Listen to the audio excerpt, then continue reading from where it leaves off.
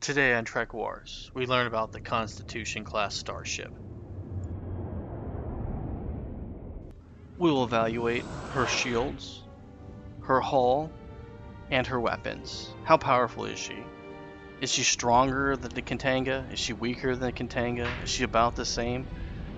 We'll find all those answers here. Have you ever wondered how powerful the Enterprise really is? Well, during this wonderful scene, do you remember this? Because I know I do. Luckily, this movie gives us that answer. We can actually count how many torpedo hits the Enterprise took to find out when the shields went down, and that will tell us how powerful the shields actually are. Right here, folks. Key, please, Doctor. Time is short. Fantastic. 390,000. That is our shield defensive value on this fantastic vessel. 6 torpedoes. Now next we need to find out about how powerful is her hull. And we have to actually go through both movies to figure that out. And so when we find out the final analysis on the strength of the hull, we find out that the Constitution-class starship's hull is significant to 325,000, which is 1 torpedo and 12 megaphasers. And we learned that from the Wrath of Khan.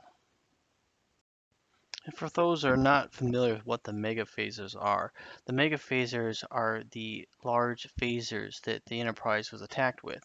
And in lore, what they are they were phasers that were experimental at the time, which were at extremely high yield, and they had the distance and power of a full-ton torpedo. So a full volley of 4 was significant to 65,000 terawatts of damage, which was equivalent to 1 full-ton torpedo.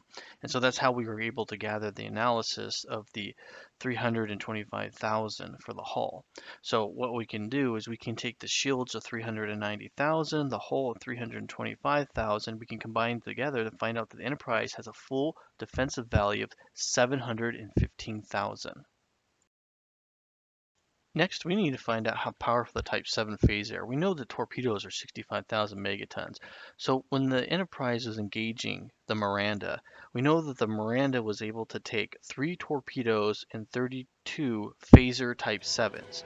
So then we would obviously take that into take the 65,000 times it by 3, and then we would divide that by our 32 to give us what our value is with the phasers. And so we know that the Type 7 phasers are 2,812, but most of the time I just go 2,800. Alright, so now we have the hull, we have the shields, and we know what the weapons are doing. Now there's something that most of my graphs don't take in consideration for, and we're going to talk about that right now. And that's the speed. The Type 7 phaser is like a machine gun in the Star Trek universe. It does 8 per volley, and almost most of the phaser beds on the vessel are what we refer to are dual phasers. And so that means there's 2. And so when we actually count out each individual dual phaser and individual phaser, there's 14 on the ship, but in actuality, it's 20. And so our value would be 20 phasers. And we know that each phaser bank is capable of launching 8 blasts at 2,800. So this is what it would look like compared to the Katanga. Alright, so here's our final calculation, taking consideration the 6 dual phasers and 8 Type 7 phasers, as well as both ships have 2 photonic launchers, but this graph is all about the phasers and disruptors. So you can see the Klingon disruptor is much stronger, but it only gets 3 blasts, and so that's significantly less when you add up all the weapons on the Enterprise. So the Enterprise has got around 155,000 more damage or so. 155,000. That's a significant amount. But she'll come back. She always does. Max Dupla.